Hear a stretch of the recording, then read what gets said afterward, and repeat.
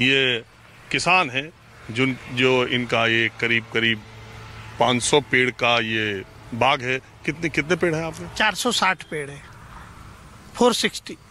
अच्छा, तो आपका नाम क्या हुआ? प्रशांत भालचंद्र श्रीखंडे। प्रशांत जी, आप ये खेती ही करते हैं? हाँ, खेती ही करता हूँ। किस चीज की? ये संतरे की और फूल गोभी की। बस दो? हाँ, दो। तो आप शुरू से खेती करते हैं? हाँ, मेरे को 22 साल हो रहे हैं खेती करते हुए। अगर मैं ये बोलूं कि ये संतरे जो लगे हुए हैं, देखिए, तो ये तो अब निकलने का फल का टाइम हो गया? हाँ, टाइम हो गया है अभी। क्या रेट आपको यहाँ मिलता है? मेरे को 15,000 रुपये टन मिला, माने 15 रुपये किलो। 15 रुपए किलो यहाँ से? तो क्या आप इसको तोड़वा के मंडियों में भेजते हैं या क्या सिस्टम रहता है? नहीं, यहाँ के व्यापारी लोग आते हैं, वो यहाँ से लेके चले जाते हैं।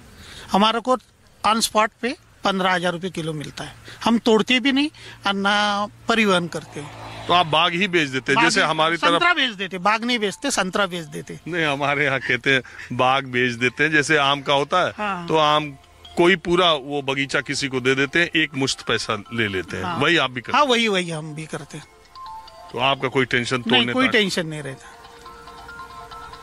एक ये बगीचा कितने साल पहले लगाया आपने? ये 10 साल हो गए बगीचा लगाने को। और कब से फल लेना शुरू कर दिया? 5 साल पहले से। मैंने 5 साल होने के बाद फल आना चालू हो जाता। और कितना खर्चा लगता है बाग लगाने में? करीबन स्टार्टिंग में 50,000 रुपये लगते हैं। बस। और अब आप साल का बेचते हैं ये फल कितने का? ये इस साल 7.5 लाख रुपए में बेचा है फल। और फूल गोभी कितने की बेच लेते हैं? फूल गोभी 20-25 लाख रुपए की बेचते हैं। हाँ, 20 एकड़ में फूल गोभी रहती मेरी। और ये 5 एकड़ में है। 25 एकड़ खेत से आप सालाना कितना बचा लेते हैं? करीबन 10 लाख रुपए। और पहले नौकरी वगैरह करते थे? हाँ, मैं बिजनेस करता था। उसके पहले नौकरी का चांस भी आया था, मैंने किया नहीं, बिजनेस किया, बिजनेस छोड़ दिया। अभी फुल टाइम खेती करता हूँ।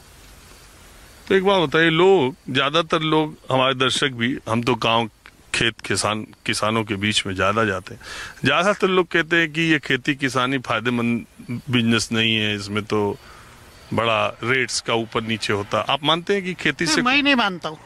जो मेहनत करता है उसको फल मिलता ही है। बगैर मेहनत किए अगर बोलेगा कोई का खेती पूराती नहीं, मैं नहीं मानता इस बात को। चाहे जिस चीज की खेती करे? हाँ, कुछ भी नहीं। एक सोयाबीन और कपास में प्रॉफिट कम है, लेकिन फूल गोभी करो, संतरे का काम करो तो अच्छा प्रॉफिट मिलता है। ये तो आप नागपुर वालों के लिए बता रहे हैं जहाँ संतरा होता है। हाँ, और जहाँ नहीं होता है वहाँ के लोग क्या करें? उसके बारे में तो मैं नहीं जानता। अच्छा, ये इसमें संतरे में घाटा भी होता है?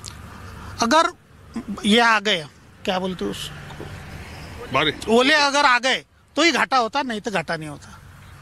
हर साल बगीचा आता है, करीबन 5-6 लाख रुपए दे के जाता है और 2 लाख रुपए खर्चा आता है, 2-3 लाख रुपए बच जाते।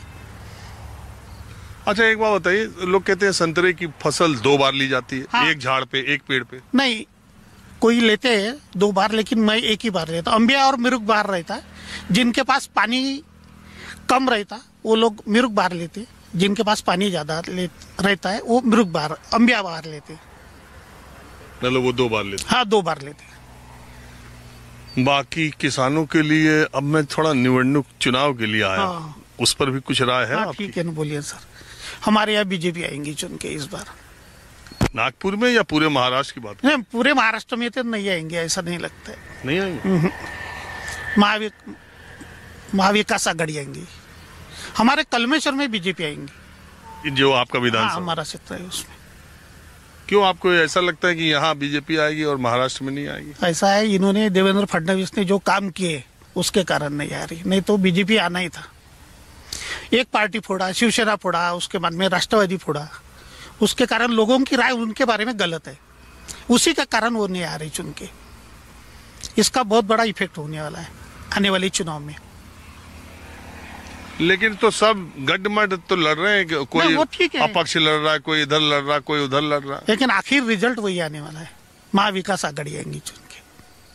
आप बीजेपी वाले हैं? हाँ, मैं बीजेपी वाला हूँ। वैसा शिवसेना वाला हूँ मैं। हम कांग्रेस को वोट करेंगे यहाँ पे। उद्धव बाळासाहेब ठाकरे, शिवसेना। शिवसेना तो शिंदे जी के पास चली नहीं, गई। उनके साथ हम लोग नहीं गए, हमारे कलमेश्वर की शाखा नहीं गई उनके साथ, हम उद्धव साहब के साथ हैं खुले तौर पे। खुले तौर पे। चलिए ठीक है, ठीक है, ओके, आपने थैंक यू। बात की, इसका शुक्रिया। ठीक है, मैं धन्यवाद। थोड़ा आया था संतरा देखने, और मैं गांव देहात के इलाकों में जाता हूँ, हाँ हाँ, तो मैं जरा लोगों से बात करता हूँ। ठीक है सर, थैंक यू।